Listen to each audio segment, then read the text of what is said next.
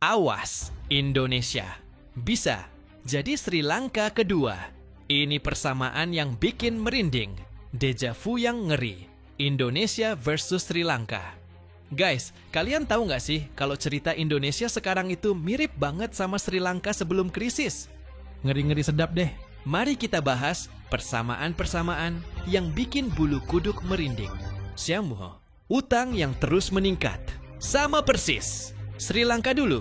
Sejak 2014, tingkat utang luar negeri Sri Lanka terus naik dan mencapai 42,6% dari PDB pada 2019. Mereka santai aja waktu itu, mikir, masih aman kok. Indonesia sekarang, utang publik Indonesia udah mencapai 42,2% dari PDB pada 2024. Dan utang pemerintah 39,2% dari PDB nominal.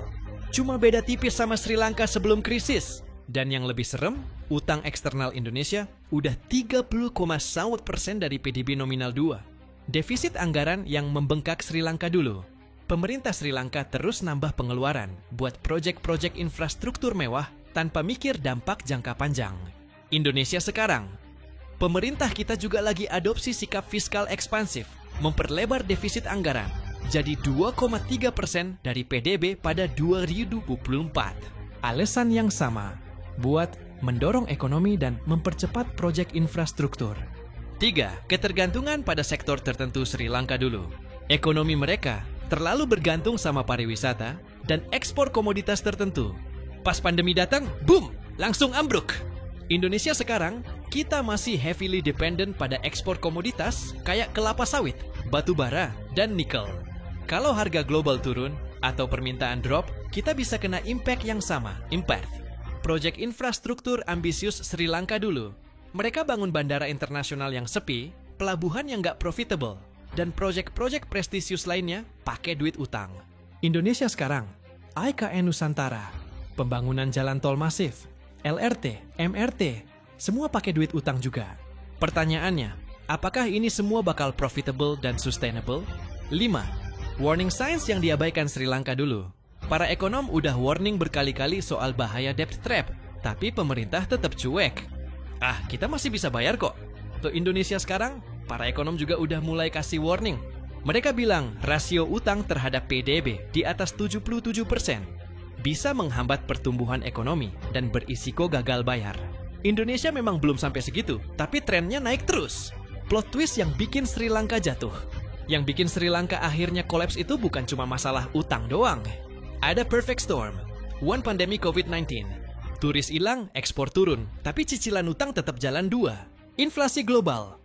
Harga pangan dan energi naik gila-gilaan 3. Krisis politik demo massa, pemerintahan roboh 4. Capital flight. Investor asing pada kabur. Cadangan devisa habis Indonesia. Masih ada waktu. Tapi, bedanya Indonesia sama Sri Lanka sekarang. Plus points. Indonesia. Ekonomi lebih diversified. Cadangan devisa masih lumayan, sekitar 137 miliar. Sistem perbankan relatif stabil. Rating utang masih investment grade. Tapi minus points yang mirip Sri Lanka. Utang terus naik, defisit anggaran melebar, ketergantungan pada komoditas masih tinggi. Proyek infrastruktur ambisius pakai duit utang. Real talk, kita udah di jalan yang sama. Guys, ini bukan sekedar paranoia. Patternnya sama persis. 1, utang naik terus 2.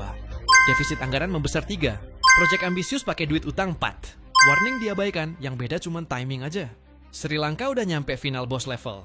Indonesia masih di mid game. Tapi kalau kita nggak berubah strategi sekarang, endingnya bisa sama. Wake up call. Ini yang harus dilakukan.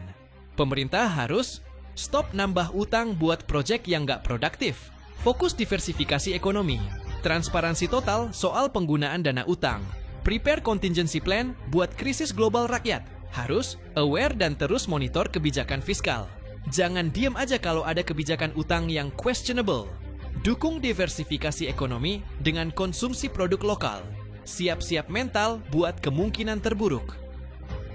Bottom line, sejarah bisa berulang. Sri Lanka dulu juga yakin mereka nggak bakal sampai kayak Venezuela atau Argentina. Tapi lihat sekarang, mereka jadi cautionary tale buat negara-negara lain.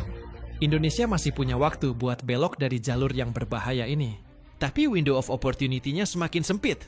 Kalau kita tetap denial dan bilang, Indonesia beda, kita nggak mungkin kayak Sri Lanka. Bisa-bisa dalam 5-10 tahun, kita jadi case study berikutnya.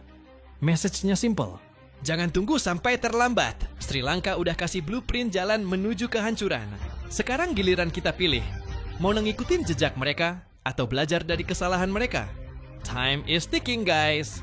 Ini berdasarkan data dan analisis perbandingan ekonomi Indonesia Sri Lanka dari berbagai sumber ASEAN dan lembaga ekonomi internasional.